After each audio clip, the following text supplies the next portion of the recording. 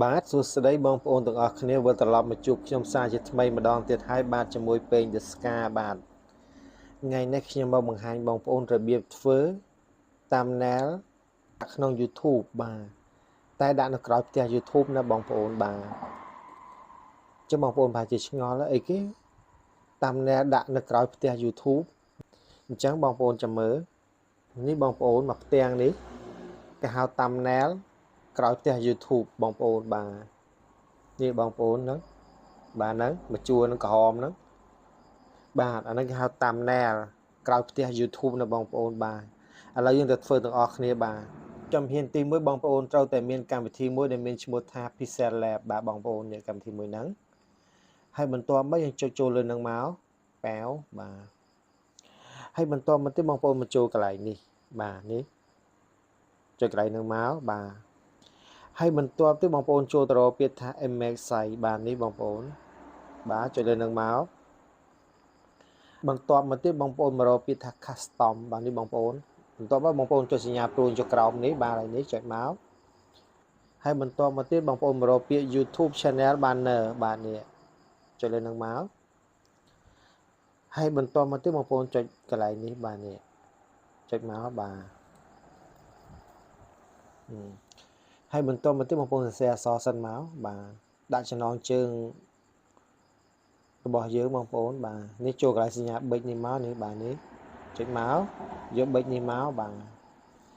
ឥឡូវសេឈ្មោះសិនបងប្អូនចង់ដាក់ឈ្មោះឲ្យក៏បានដែរសាច់បងប្អូនទេតែនេះខ្ញុំដាក់ឈ្មោះខ្ញុំបាទតបន្តិចបងប្អូនចូលកន្លែងអូខេនេះមកបាទនេះចុចកន្លែងហ្នឹងមកបាទឥឡូវខ្ញុំសេរីរកពាក្យ font សិនហើយបន្ទាប់មកទៀតបងប្អូនចូលកន្លែងអក្សរ A នេះមករក font បាទចុចហ្នឹងមក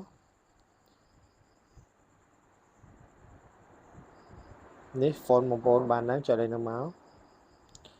ខ្ញុំភាគច្រើនខ្ញុំប្រើ font មួយនេះបាទ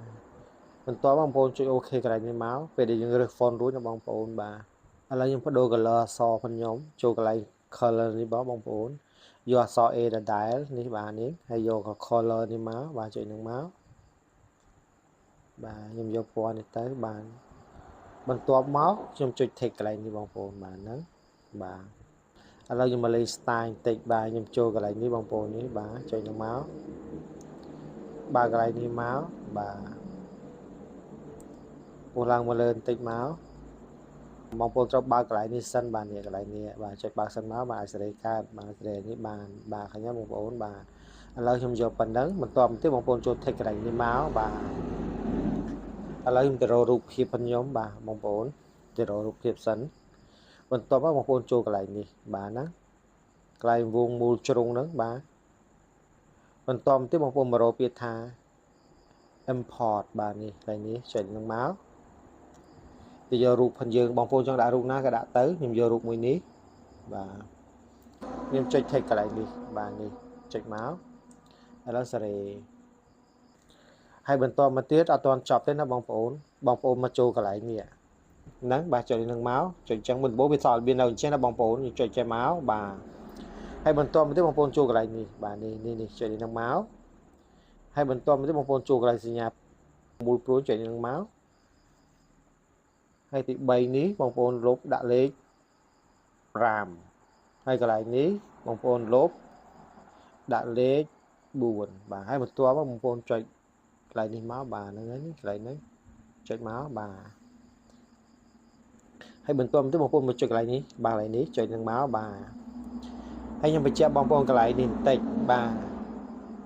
អត់ដែលប្រើការបានមានតែ6ប្រឡោះទេណាបងប្អូនបាទនេះ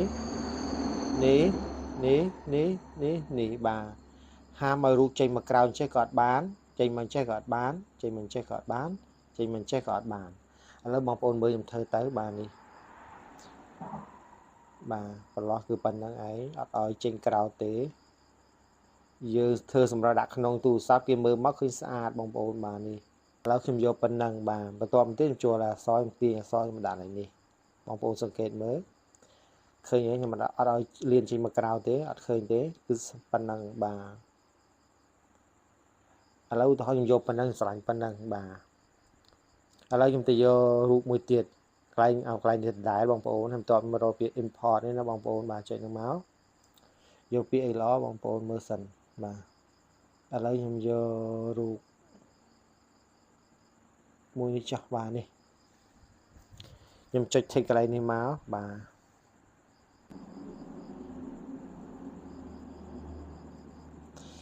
អានេះខ្ញុំគ្រាន់តែធ្វើបងប្អូនមើលទេណាបងប្អូនចង់ឆ្នៃយ៉ាងម៉េចបងប្អូនធ្វើតាមនឹងទៅខ្ញុំគ្រាន់តែប្រាប់ក្បួនធ្វើតែប៉ុណ្ណោះឯងបាទឥឡូវឧទាហរណ៍ខ្ញុំបានប៉ុណ្ណឹងណាបងប្អូនខ្ញុំស្រឡាញ់ប៉ុណ្ណឹងហើយបន្តមកទៀតបងប្អូនចូលកន្លែងនេះដើម្បី save វានេះកន្លែងនេះបងប្អូនហ្នឹងចុចកន្លែងហ្នឹងមកបន្ទាប់មកយកជួរក្រោមនេះបងប្អូននេះបាទចុចកន្លែងហ្នឹងមកបាទហើយបន្ទាប់មកទៀតបងប្អូនចូលកន្លែង save to gallery នេះបាទចុចហ្នឹងមកប៉ាវតើឥឡូវយើងចាក់ចេញបាទនេះឥឡូវយើងទៅកន្លែង YouTube ផងយើងបងប្អូនដើម្បីដាក់បងប្អូនមើលកន្លែងនេះបាទនេះរូបមួយនេះបាទនេះចុចមកចុចលើនោះមកឲ្យបងប្អូនឃើញធំទេបាទនេះឥឡូវយើងព្រួយឲ្យទូចមកបាទប៉ិនមកប្រឡោះបងប្អូនឃើញអត់បាទក្នុង computer បាទកន្លែងនេះហើយកន្លែងនេះសម្រាប់មើលក្នុង TV បាទហើយបន្តមកទៀតបងប្អូន save ទៅតែខ្ញុំអត់ save ទេខ្ញុំថយមកវិញមកដោយសារខ្ញុំអត់យកទេបាទនេះអញ្ចឹងរបៀបធ្វើតាមแนวក្រោយផ្ទះ YouTube គឺមានតែប៉ុណ្្នឹងឯងបងប្អូនបាទបើសិនជាពេញចិត្តវីដេអូរបស់ខ្ញុំកុំភ្លេចជួយចុច like ចុច share ផងដល់បងប្អូនអរគុណច្រើនជួបគ្នាវីដេអូក្រោយទៀតបាទ